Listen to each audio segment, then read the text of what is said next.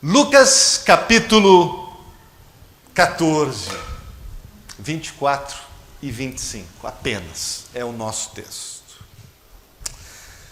Quase todo mundo que concorda que quando Jesus ensinou algumas coisas, ele foi um grande mestre, ele foi um grande professor, mas se a gente estudar com calma, algumas das coisas que Jesus ensinou foram bem difíceis. Difíceis de entender, difíceis de engolir, difíceis de aceitar. Nós já fizemos aqui na igreja uma série sobre isso algum tempo atrás, que era uma série chamada Os Ensinos Difíceis de Engolir de Jesus. O papo reto, se eu não me engano, foi o que nós chamamos. E nós aprendemos naquela ocasião que algumas passagens, algumas falas de Jesus, na superfície, numa primeira leitura, são complicadas, mas apenas na superfície. Quando a gente começa a estudar um pouquinho mais profundo, eles fazem sentido e eles se tornam até bem interessantes. Talvez é isso que vai acontecer hoje com o que Jesus falou, que na superfície é bem complicado. Vejam o que Jesus diz, gente, e aqui a nossa tradução ela não pegou isso. Jesus disse que nós temos que odiar nosso pai, nossa mãe, nossa família. Sei que não é o que foi lido aqui, porque os tradutores desta Bíblia mais recente tentaram ajudar a gente, tentaram suavizar o texto, explicando ele para a gente. Mas para quem lembra traduções antigas, mais ao pé da letra, ou quem se acostumou a ler a Bíblia, já de criança, vai lembrar que essa passagem de Lucas falava coisa mais séria. O verbo em português, escolhido ali, era o verbo aborrece. Quem quer me seguir precisa estar disposto a aborrecer. E aborrecer é uma amenização já. A única Bíblia em português que faz justiça ao verbo grego é a Bíblia católica, a Bíblia de Jerusalém. Lá diz odiar, que foi o que o Lucas escreveu. Lucas, exímio historiador, excelente com as palavras, pôs na boca de Jesus o verbo odiar. Na superfície a gente vai dizer, que absurdo, terrível Jesus falando para a gente odiar pai e mãe, como assim? Como é que pode Jesus dizer uma coisa dessas? Como é que pode alguém odiar os seus pais? Talvez alguém pense que, por outro lado, isso é meio que desnecessário. Eu não preciso de ninguém me dizendo para odiar meus pais mesmo. Eu já odeio por conta própria. Se esse é o caso, é um sofrimento grande. Porque ódio entre pais e filhos, ódio na família, é certamente uma das grandes dores que a gente pode ter na vida. Na superfície, Jesus disse isso, mas quando nós olharmos com profundidade, vamos ver que ele estava, na verdade, apresentando era uma solução para o ódio na família. E que, no fundo, o ponto de Jesus nem era esse. Era ensinar sobre o segmento, o chamado que ele nos fez de sermos seus discípulos, seus seguidores. Algumas lições desta passagem sobre isso, sobre o nosso seguimento a Jesus. Primeiro, não há categorias entre os que seguem Jesus. Isso fica claro no contexto, até mesmo no primeiro versículo, que diz assim: multidões estavam viajando com Jesus, ele se voltou a elas e disse. Voltou-se a elas. Voltou-se a elas de onde? Ele estava falando com os discípulos. As multidões vinham atrás e ele estava tendo um papo com os discípulos, aqueles que já estavam mais próximos dele. Com os caras que já estavam, digamos, comprometidos full time com ele. E aí ele fala essas palavras de discipulado, de pegar a cruz, de renunciar a tudo. Ele fala essas palavras para quem? Para as multidões. Ele podia ter falado só para os discípulos, certo? Mas ele não fala só para os discípulos. Ele fala para todo mundo. O que isso significa? Não tem categoria. Muitas pessoas pensam que tem dois tipos de fé, dois tipos de cristianismo, dois níveis. O nível regular, aqueles que acreditam, não são entusiasmados, não são entusiastas. Vêm para a igreja de vez em quando, oram de vez em quando, só quando tem um problema, né? E aí tem uma outra categoria que são os devotados, os consagrados. O que Jesus está dizendo? Não tem isso, gente. Não tem dois tipos, tem apenas um tipo. O que quiser seguir comigo, pegue sua cruz.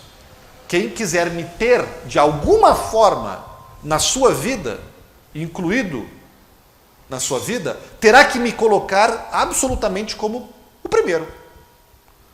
Na frente de pais, na frente de filhos, na frente de parentes, na frente da carreira, na frente do que for. Eu tenho que ser o número um. Não só para aqueles que estão mais devotados. Eu quero ser e preciso ser o número um para qualquer um. Ele fala isso para as multidões. Essa adesão total é requisito, não é opcional. Jesus poderia ter flexibilizado, gente, um pouco. Flexibilizado para atrair, né, Guilherme? Tipo assim, né? Para os discípulos ele fala uma coisa, para os outros para atrair ele abre um pouquinho mais. Mas ele é claro. Né? A regra é clara, dizia o Arnaldo Coelho, né? E Jesus não esconde a regra e não bota a regrinha, sabe? Às vezes, né, aquilo quando a gente assina um contrato ou alguém quer nos vender um pacote, um produto, né, pelo telefone, pela internet, né, não tem isso de que a gente assina assim alguns contratos e aí pega a promoção do pacote é 159, mas depois de um tempo passa para 259 e depois de um tempo passa para 300. Não tem isso, né? Às vezes a empresa não te fala o preço real. A empresa diz, tem um mês grátis, assina aqui, depois, né? Jesus não diz isso para os discípulos. Ele diz, vai ser duro, pessoal, e vai ser duro desde o começo. Aí ele olha para a multidão e diz para a multidão, vai ser duro, pessoal, vai ser duro, igual para eles, desde o começo. Ele não diz para os discípulos, vai ser complicado, não vai ser fácil, vai ser lobos, ovelhas, e aí para a multidão ele diz assim, vida em abundância, prosperidade, né? Piscando o olho para os discípulos assim, ó, né? Tipo, eles não sabem de nada, inocente. Não. Desde o começo, para A e para B, para quem está perto e para quem está longe. É o mesmo convite. Jesus é bonito isso, gente. Jesus é honesto com todos. Não há diferentes categorias de segmento, de membresia, diferentes pacotes de adesão. Ele é upfront. Ele não esconde o custo, ele não esconde as dificuldades, ele não esconde o que pode acontecer com o cristão por causa da sua fé. Me seguir, diz Jesus, afetará toda a sua vida. Me colocar como o Senhor, como o número um da tua vida para o resto dela. Tudo ou nada. Isso é uma coisa que, de certa forma, até dá um pouco de medo na gente. Mas não podemos dizer que não fomos avisados. O segundo ponto que esse texto nos ensina, seguir a Jesus é imprevisível. Dá uma olhada na amplitude da fala de Jesus.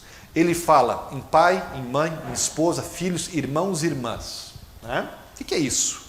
Naquela sociedade patriarcal, orientada para a família, todas essas relações aqui com os parentes não significam só o almoço de domingo, tá? Né? Ou do Natal. De vez em quando eu vejo meus parentes. Não, naquela sociedade que eu vivo, trabalho e a minha rotina toda é voltada para a minha família, Jesus está trazendo uma amplitude de vida muito grande, né? Hoje nós estamos numa sociedade mais individualista talvez. Aquela era uma sociedade focada na família. Ou seja, a vida da pessoa girava em torno da família e dos parentes. Você nunca desgraçava a sua família. Você nunca se mudava para longe da sua família.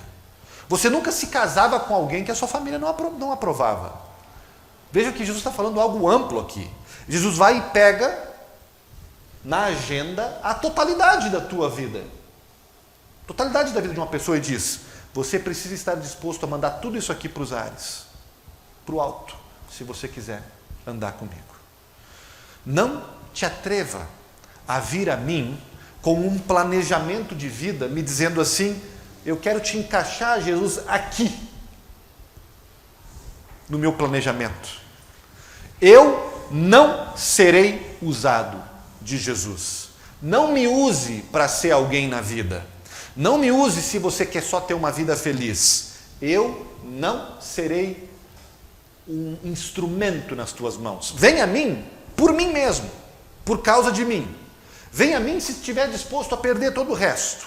Não venha a mim com a atitude de me encaixar na agenda, de me encaixar no orçamento, de me encaixar no planejamento, de me encaixar na rotina. Eu não sou um leão domado de circo. Você pode chegar perto de mim, mas você não é meu discípulo se você disse: eu topo tudo com Cristo, botando condições. Jesus quer mais ou menos aquilo que o Milton Nascimento colocou na canção da América: venha o que vier. Não é assim que ele canta, né? Seja o que vier, venha o que vier. Isso é amizade, isso é relação. Em espanhol a gente diz: estou contigo para las que sea. Antes de eu seguir aqui para o próximo ponto, eu coloco para vocês a questão: quem está em casa, quem está aqui, é assim com a vida de vocês? É assim a relação de vocês, o segmento de vocês com Jesus? Ou basicamente você está seguindo um script que você escreveu e aí tentando encaixar partes para Jesus? Vou te dar aqui uma fala aqui, uma aparição aqui, né? O Joris escreve scripts, né? De teatro. Não dá para buscar Jesus só quando estou num apuro. Se é assim, eu tenho o dever pastoral de alertar vocês e dizer que não é essa vida que Jesus está vislumbrando aqui. O que Jesus está dizendo é: joga fora os teus scripts quando você me encontrar. Nós vamos escrever um outro, juntos, eu e você. Talvez o ponto principal, esse ponto 3 agora. Seguir Jesus neste texto é visceral. Visceral vem de vísceras. Vísceras tem a ver com emoções para as culturas antigas, né? Se acreditava que as emoções estavam aqui nas entranhas, né? Então, o visceral é algo assim, dá para usar no português, né? Algo visceral é algo assim que vai lá no fundo da nossa alma, todo o nosso ser, e tocando em afetos, né? Bom, a palavra que Jesus usou, segundo Lucas, foi odiar, correto? Muito polêmica. E eu vou propor agora uma interpretação para ela aqui, que vai atenuar um pouco. A interpretação não é minha, eu corroboro ela, mas ela é de muitos professores de Bíblia. Eu particularmente conheci ela a partir deste professor aqui, que é da nossa igreja nos Estados Unidos, ele é especialista em hebraico, especialista em conectar o Antigo Testamento com o Novo Testamento. Chad Bird. Ele não acha que Jesus estava usando a palavra odiar para como a gente usa hoje, odiar, né? No sentido de ser hostil a alguém, né? Hostil aos pais, à família. Por que isso? Porque Jesus foi promotor do amor até para com os inimigos. Além de ele ter dito que o quarto mandamento é sagrado, honrar pai e mãe, ele ainda foi mais longe e disse: ame até o inimigo. Né? Quando ele morreu na cruz, ele morreu dizendo: Pai, perdoa-lhes. Ele não só disse, ele praticou isso. Jesus não autorizava seus seguidores a odiar nem mesmo pessoas ruins, gente. Que dirá familiares. Mas então, pastor, se ele usou a palavra ódio, o que ele está querendo dizer aqui? Né?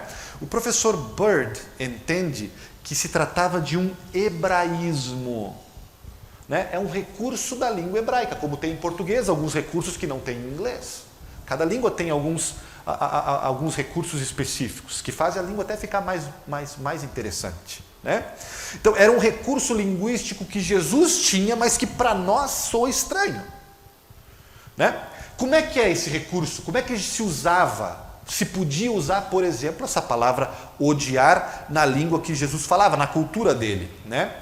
Claro que se podia usar da forma negativa, né?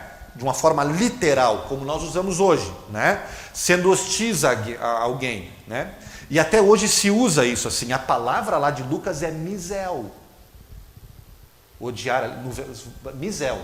Misel é odiar. Daí vem misoginia, que é ódio às... Fala-se muito disso hoje, né? Também se fala em misogamia, ódio ao casamento. Também se fala em misoteísmo, ódio a Deus. Qualquer palavra que você quiser colocar do lado de miso é ódio àquilo. Então, Lucas usou a palavra ódio, misel. Está falando de miso alguma coisa aqui. No caso, a família. Só que também se podia usar misel, e também o verbo correspondente em hebraico, não literalmente como hostilidade a alguém, mas comparativamente. E a melhor coisa que eu posso fazer para você dar um exemplo disso no próprio texto, na própria Bíblia. Gênesis 29, lembram dessa história aqui? Jacó tinha 2 esposas. Foi uma situação bem esquisita que aconteceu lá. Lia e Raquel. Diz em Gênesis, diz na passagem que Jacó amava a Raquel e odiava Lia. 2 vezes diz isso em Gênesis 29. Talvez nas nossas Bíblias, de novo, o tradutor deu uma simplificada, deu uma amenizada e trocou a palavra. Mas a palavra que está lá é: Jacó amava a Raquel e odiava a Lia. Será que Jacó odiava negativamente a Lia? Será que ele odiava com hostilidade a sua segunda esposa? Não, de forma alguma. E o versículo 30, em Gênesis 29, explica isso. O que acontece é que ele amava a Raquel mais do que amava a Lia. Ele amava tanto a Raquel, tanto, que comparativamente era como se ele odiasse a Lia. Ele amava tanto a Raquel, que seu tratamento a Lia ficava pálido, por assim dizer. Era menor. Não é que Jacó era malvado com Lia. Não é que Jacó amaldiçoava Lia. Ele não tinha misoginia a Lia. Ele não destratava a Lia. Ele só não tinha as mesmas afeições que ele tinha pela Raquel. Ele também sentia coisas bonitas pela Lia, mas comparativamente, dentro do hebraico, pode-se dizer que o que ele se sentia por Raquel era tão grande que era como se ele odiasse a Lia. De novo, isso em termos da língua hebraica. E também tem outros exemplos disso na Bíblia. Vocês podem ver Deuteronômio 21, tem a mesma situação de ódio entre pessoas, mas é um amor maior por um do que pelo outro, né? Mas aí é um contexto até de lei, ou seja, até na constituição de Israel, do povo de Israel, essa forma de falar, usando o verbo odiar para se referir a amar menos que, já estava previsto nesse documento oficial. E é por isso que no texto paralelo, Lucas colocou a palavra misel. Lucas falou de ódio. Mas Mateus já fez essa explicação para nós. Então, em Mateus 10, Mateus diz que Jesus não está falando de ódio aqui, hostilidade. Jesus está usando um recurso linguístico que ele tinha. Então, em Mateus 10, 37, a palavra ódio não está lá. O que diz em Mateus 10, 37 é que Jesus pede um amor maior a ele do que o amor que é dado à própria família. Ódio é amar menos que. Esse é o sentido, é disso que Jesus está falando. Isso nos ajuda, gente. Vamos meditar um pouquinho sobre isso. Porque o que Jesus está nos dizendo é super especial. O que ele está nos dizendo? Né? Especialmente quando a gente fala assim, odiar pai, odiar mãe. Né? O que ele está dizendo? O que ele está dizendo? Ele está dizendo o seguinte: eu quero que vocês me amem a mim. Analisem seus amores. Pai, mãe. O amor que os gregos chamavam de storge, que é o amor familiar, ou o amor eros, o amor romântico, erótico, ou o amor dos filhos, que é outro tipo de amor, que é o filia. Cada tipo de amor, analise todos eles que você tem no seu coração. Cada forma de amar humana, a amistosa, a familiar, a erótica. Jesus está dizendo, o que eu proponho para vocês, o que eu ofereço para vocês é, em primeiro lugar, um amor tão forte, tão especial, que vai fazer todos esses outros amores empalidecerem na comparação. Não que não sejam importantes, mas são muito menor do que o amor que eu tenho por vocês e eu convido vocês a ter por mim. Jesus está dizendo, eu não quero só o sentimento, eu não quero ser uma inspiração, eu vou na igreja, escuto um sermão e vou para casa mais leve. Não, eu quero um amor real. Eu quero ser como o amor que vocês têm com os seus pais, com as suas mães, com a sua esposa, e ainda maior que ele. Muito maior na comparação. Jesus está dizendo, eu quero ser a Raquel de vocês. Eu quero ser. Eu quero estar no lugar da Raquel, do teu coração. E nós, luteranos, precisamos ouvir isso. Porque a gente, como luterano, cresceu aprendendo a enfatizar os aspectos intelectuais da religião. Conhecer determinadas doutrinas. Quem é que aprendeu no catecismo a amar a Deus? Quem foi convidado a desenvolver isso? Né? Ou então os aspectos espirituais, ter determinada fé, ter determinada confiança, os aspectos do culto, os aspectos práticos, né? Realizar determinadas obras, determinados rituais, só que a gente pode, não quer que esteja, pode estar esquecendo de algo essencial, as vísceras, as emoções, os afetos. Jesus está implorando, dizendo, eu quero esse amor, eu quero esse que sente, esse que dói, esse que te emociona. É meio louco um pastor luterano falar um negócio desse, mas vejam Jesus nesse texto dizendo, gente, vejam que por trás desse papinho de odiar pai e mãe, Deus está olhando para ti e está gritando, me ama, meu filho, me ama, meu grande amor. Essa é a razão da palavra odiar aí, é porque é visceral a coisa, remete às emoções. E tem lugar que Jesus diz assim, eu quero ser o mais importante para você, eu quero ser a prioridade. Mas aqui, ele vai mais profundo, ele diz, eu quero é ser amado. Pode ser? Eu quero ser o teu grande amor. Eu quero sentir o abraço. Eu quero ter a comunicação. Eu quero a delícia. Eu quero a intimidade. Eu quero ser a tua Raquel. Pode ir no pagode, ficar emocionado e feliz, lembrando dos teus amores ou da tua namorada. Não tem problema de Jesus. Mas quando pensa em mim, vai ainda mais profundo. Vai ainda mais fundo. Claro que a gente não está falando aqui do amor vazio, né? Afeto vazio, pura fantasia, pura emoção, nada de fé, nada de compromisso, nada de conhecimento, nada de confissão, nada de submissão, nada de obediência, nada de temor a Deus. Não, nós não queremos ir para outro extremo aqui, gente. Não precisamos deixar de ser luterano, vamos manter toda a parte intelectual, toda a parte de fé junto com isso, porque faz parte, amar é isso também.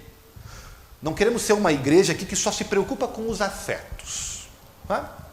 Uma afetuosinha a igreja, por assim dizer. Amamos a Jesus. Amamos a Jesus e tá bom. Não. Amamos a Jesus, mas incluímos todos os verbos de 1 Coríntios 13. É um amor que não se ensoberbece, que não se alegra com a mentira. É um amor que diz a verdade. Todos os gestos, as atitudes que esse amor exige, que um amor verdadeiro exige. Essa lealdade total, não sentimental apenas, que Jesus está reivindicando, ela está apoiada nessa frase aqui, ó. Se alguém quer vir a mim. Literalmente, se alguém quer vir após mim. Lembra, Paulo? Parece comum, parece até irrelevante nessa frase, mas não é. Não é. Essa frase é muito usada no Antigo Testamento. Muito. Deus Pai, agora é o Filho. Deus Pai no Antigo Testamento encheu o Antigo Testamento com essa frase: vir após mim, não vá após ele. Literalmente é isso.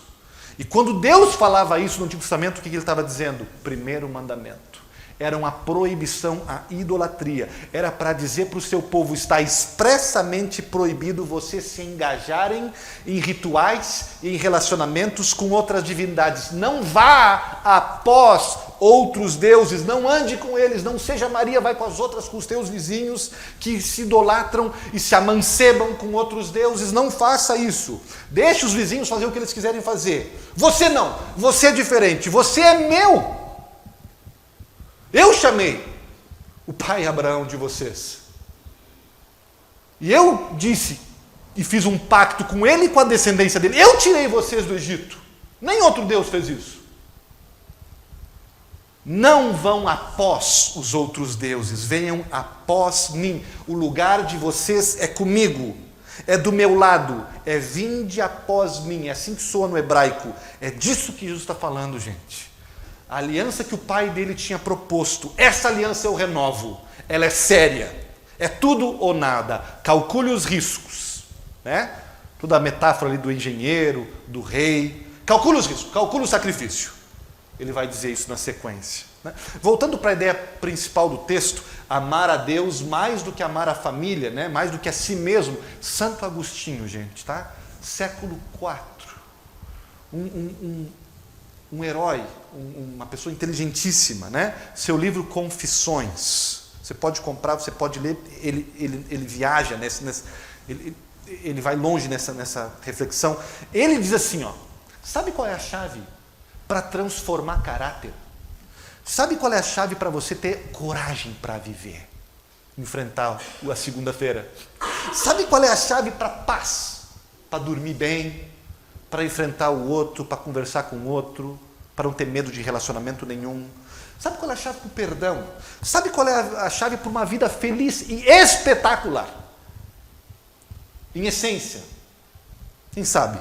Não é força, não é vontade, não é persistência, não é intelecto. Agostinho diz, é ordenar, de pôr em ordem, ordenar os nossos amores. Como isso faz sentido? Muitas vezes nossos machucados, talvez até os nossos machucados com a nossa família, gente, aquela nuvem que nos cega, aqueles pais que nos decepcionaram, ou com nossos filhos, dói, gente, dói, machucados em casa. Ou os nossos medos, nossas ansiedades, será que eu vou conseguir?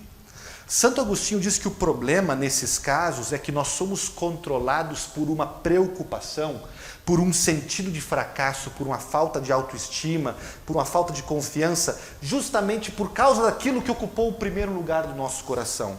Amamos demais alguém, amamos demais alguma coisa, amamos exageradamente. E quando fazemos isso, aquela coisa se torna um ídolo. E assim nós estragamos ela. A gente pode estragar os filhos da gente, se a gente idolatrar eles. A gente vai amar eles da forma errada. A gente pode estragar uma relação conjugal. A gente pode estragar uma relação com o trabalho, com a carreira, com a nossa educação, com o nosso doutorado. A gente pode estragar tudo isso se a gente der peso demais para aquilo que não tem tanto peso como o principal. A gente estraga a opinião dos pais, gente. Às vezes a opinião dos pais é o nosso maior amor. Não pode ser. Ouça o conselho dos teus pais.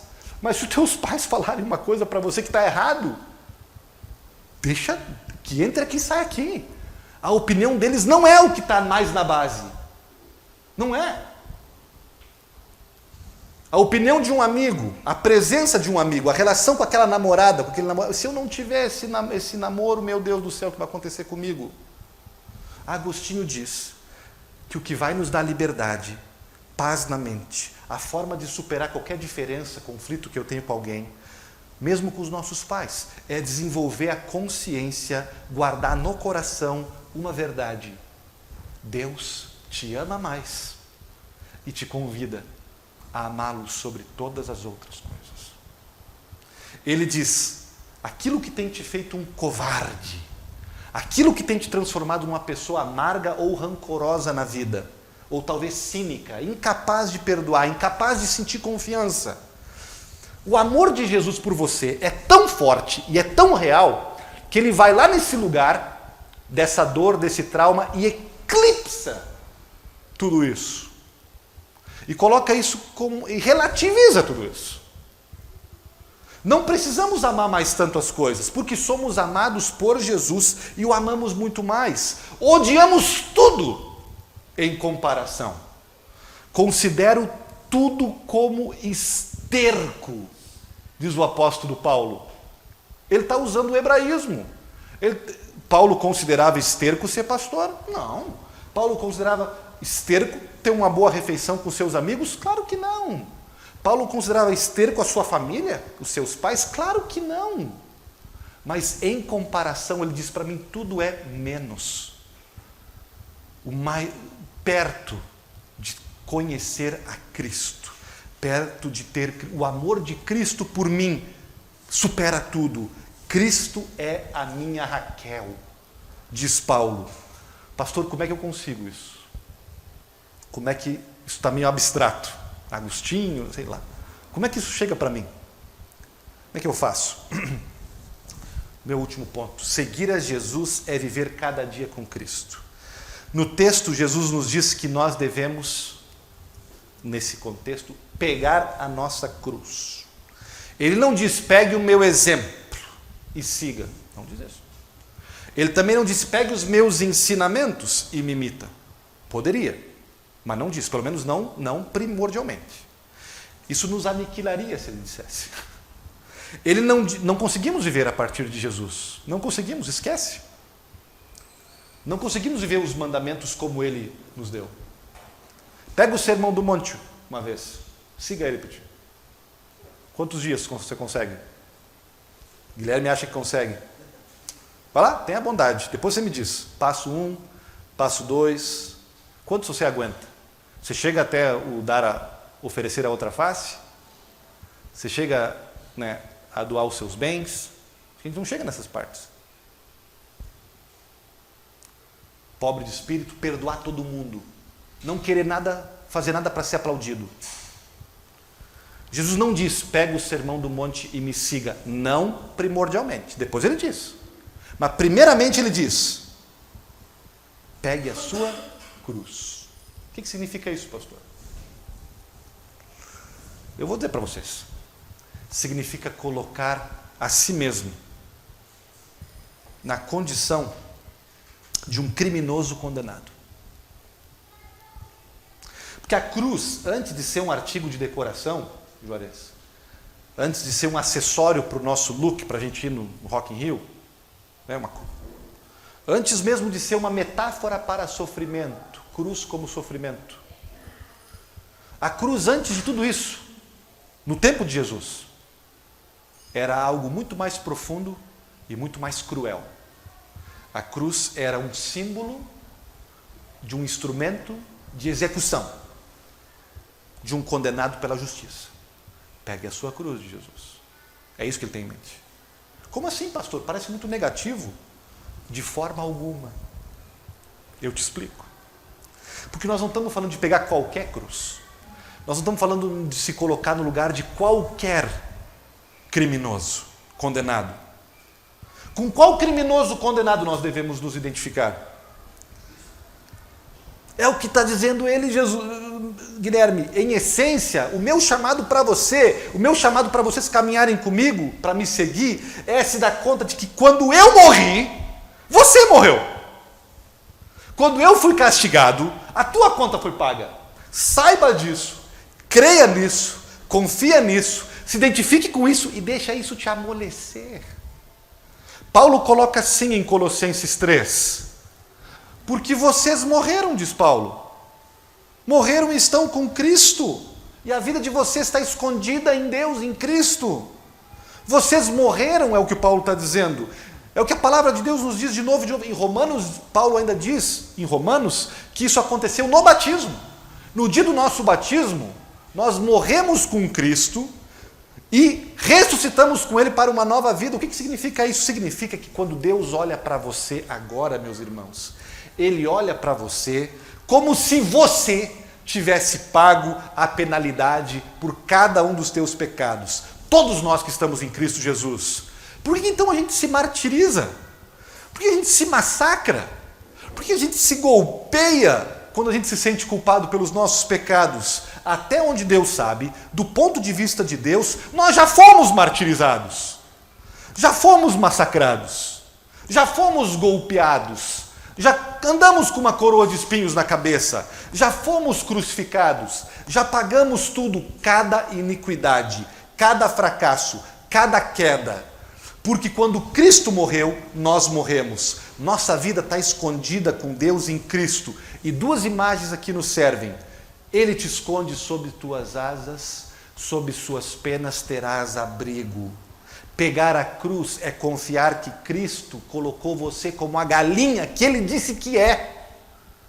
Te coloca embaixo dos suas penas e te protege, te acolhe e te defende. Também pode ser escondido no sentido de oculto, de camuflado. Aos olhos de Deus, estamos camuflados de Cristo. Como assim? É que quando Deus olha para a gente, Ele enxerga o que Cristo fez em nosso lugar. Portanto, se colocar no lugar desse condenado significa acordar todos os dias. Lucas chega a dizer que é tomar sua cruz diariamente. Todos os dias, levantar de manhã, lavar o rosto. E quando você lava o rosto, você lembra: fui batizado, estou em Cristo, morri com Cristo. Sou, por isso, um filho amado de Deus. Recorde isso para você, que você já morreu. Recorde a si mesmo que não há mais nada para provar. Recorde a si mesmo que você está hoje perfeitamente aceito aos olhos de Deus. Recorde o que Jesus fez para realizar tudo isso. Tome a sua cruz. Viva oculto em Cristo. Viva à sombra das asas de Cristo. Viva descansado em Cristo. Viva na graça de Cristo.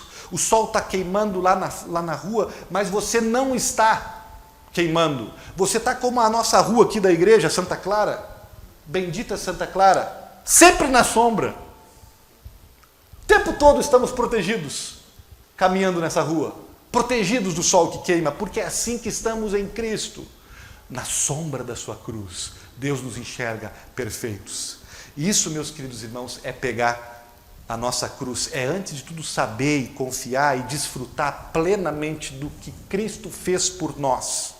E isso é uma tremenda de uma bênção para a gente, porque agrega qualidade de vida para a gente, agrega saúde para as nossas emoções, riqueza interior, melhora o nosso sono, mas também é uma tremenda bênção para os nossos pais, e para os nossos filhos, e para os nossos irmãos e cônjuges e parentes e amigos.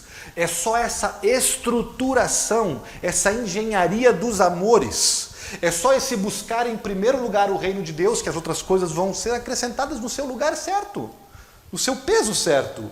É só isso, é só ter Jesus como a nossa Raquel,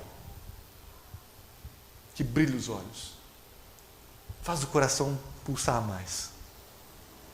É só isso que vai nos capacitar para amar equilibradamente os filhos, os pais, quem quer que seja. Sem esse amor de Deus por nós, e esse amor nosso que responde ao amor de Deus, a gente enlouquece, gente.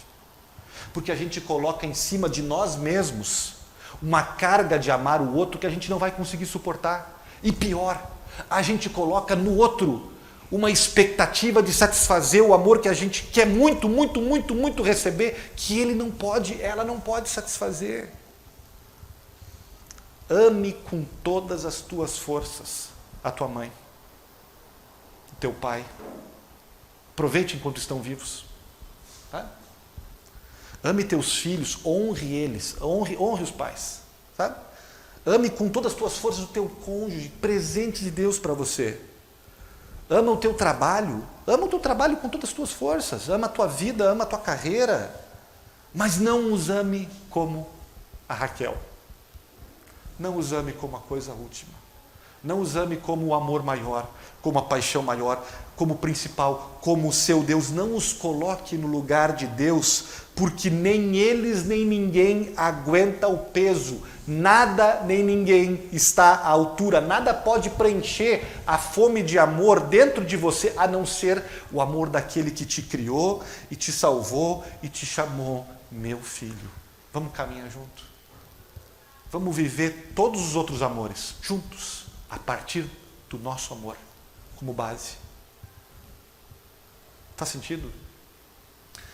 Lucas diz assim ainda no final, para a gente odiar nós mesmos, né? Ele não está falando de ter autoaversão, sabe? Ele não está falando de desdenhar da própria... Pelo contrário, Deus quer que você valorize a sua vida. Se a gente tem só uma autoaversão, a gente só, na verdade, está provocando mais esse sentimento em nós mesmos, de colocar a gente em primeiro lugar. O chamado a crucificar o nosso ego é a base da cruz de Cristo. É muito mais um autoesquecimento. É não dar tanta bola para si mesmo, sabe? É levar a vida com mais leveza. É rir, inclusive, de si mesmo. É uma despreocupação com nós mesmos. É aquela alegria que a gente tem quando a gente se dá conta. Não tenho nada mais para provar para ninguém. Eu sei quem sou em Cristo Jesus. Eu sei o que aconteceu no Calvário, quando uma cruz foi levantada e Deus morreu por mim e me fez herdeiro de todos os seus benefícios. Eu sei o que aconteceu no dia do meu batismo, quando não fui eu quem prometi amar a Deus, mas Deus prometeu me amar. Não me importa se me esnobam na igreja. Não me importa se me esnobam lá onde eu trabalho, brinco, jogo, vou no bar. Não me importa. Não me importa se me esnobam no meu trabalho. Não me importa se eu ganho ou não ganho aquela promoção. Não me importa nem mesmo se os meus pais ou as minhas mães ou minha família gosta de mim ou me valoriza, ou se eles me causaram traumas ou não. Esse é um peso que eu não preciso mais carregar. Nada disso é a coisa mais importante para mim. Importa, mas não é mais importante. Talvez um dia foi. Não, mas eu vivo na sombra de Cristo. A minha Raquel é outra. E por isso, só por isso, eu posso amar meus pais e quem quer que seja, do jeito certo. Amém.